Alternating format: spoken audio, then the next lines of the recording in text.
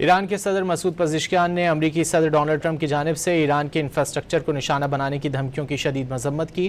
کہا، transportation net work سے لے کر بجلی اور پانی کی صنعتوں جیسی عوامی تنصیبات کو نشانہ بنانے کی دھمکیاں دینا کوئی طاقت کا مظاہرہ نہیں، یہ ایک غیور قوم کے پختہ عزم کے سامنے مایوسی اور بوکھلاہٹ کی واضح علامت ہے۔ صدر پزشکیان نے عزم ظاہر کیا کہ ان کا ملک کسی بھی دباؤ یا خطرے کے سامنے مضبوطی سے کھڑا رہے گا۔ ایران کے صدر مسعود پزشکیان نے امریکی صدر ڈونلڈ ٹرمپ کی جانب سے ایران کے انفراسٹرکچر کو نشانہ بنانے کی دھمکیوں کی شدید مذمت کی۔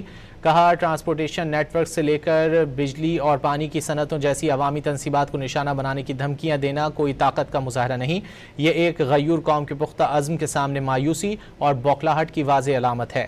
صدر پزشکیان نے عزم ظاہر کیا کہ ان کا ملک کسی بھی دباؤ یا خطرے کے سامنے مضبوطی سے کھڑا رہے گا۔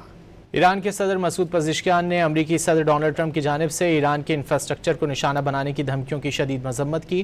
کہا، ٹرانسپورٹیشن نیٹ ورک سے لے کر بجلی اور پانی کی صنعتوں جیسی عوامی تنصیبات کو نشانہ بنانے کی دھمکیاں دینا کوئی طاقت کا مظاہرہ نہیں، یہ ایک غیور قوم کے پختہ عزم کے سامنے مایوسی اور بوکھلاہٹ کی واضح علامت ہے۔ صدر پزشکیان نے عزم ظاہر کیا کہ ان کا ملک کسی بھی دباؤ یا خطرے کے سامنے مضبوطی سے کھڑا رہے گا۔